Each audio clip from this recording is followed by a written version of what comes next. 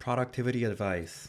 Do the work. That's all the productivity advice you need, and the only useful productivity advice that you're ever gonna get. You can direct your attention to a million optimizations: email, meetings, notes, calendar, time tracking goals, time estimate, quantified self-censor, analytics, apps, documents, journaling. But don't do that. Ignore all this and just do the work. When you do the work, everything else optimizes itself. If the only thing you have to do is the work, then why is there so much productivity advice? Blog posts, courses, seminars, software? Because when there is demand, there is supply. Work is hard, people will latch on to anything to avoid doing it, and the market is happy to oblige. Work means sitting down, getting through that calculus chapter, and doing the exercises. No amount of productivity hacking will make that easier. You don't need Pomodoro alarms, bullet journals, time tracking apps, animated explainer videos, or different color highlighters. Everyone doesn't learn differently. Everyone learns calculus in the same way, by doing the work. You need Rudin's book, a pen, paper, and time. More tools give you negative utility. They won't make the work go faster, but they will consume as much time as you are willing to waste. Building a new startup? Same thing. Talk to users all day. Then sit down and write the code. Get others to join you, repeat.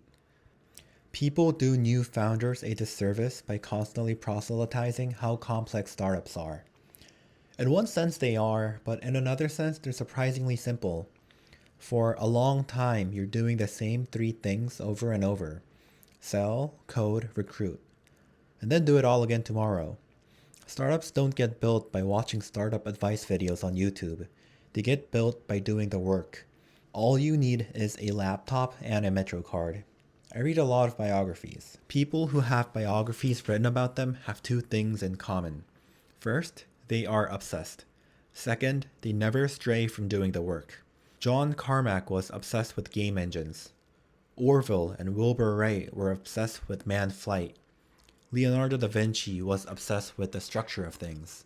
So they would code, construct, and paint. That's not to say they did no meta-thinking. Carmack published Planophiles.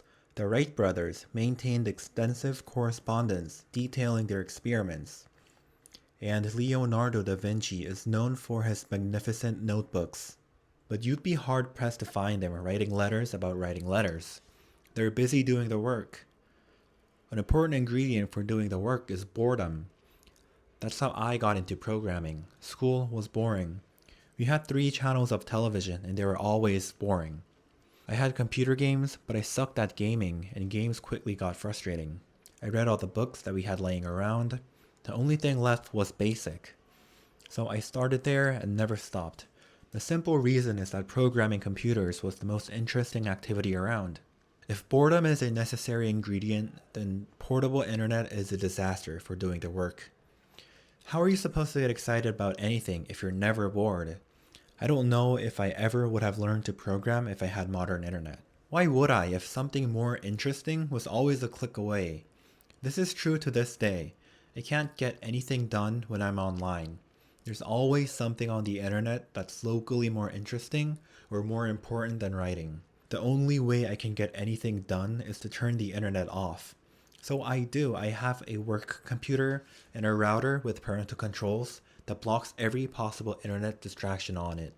No Twitter, no hacker news, no YouTube. Router administration is set up so I can't make changes over Wi-Fi. If I want to unblock something, I have to physically get to the router and plug it in a cable to change the settings. I power off every other device.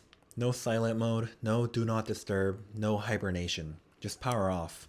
Recently, a reader suggested putting my phone in a case safe. It works great, and now I'm doing that too. All this constructs enough physical barriers between me and the temptation so that the internet loses and my laziness wins.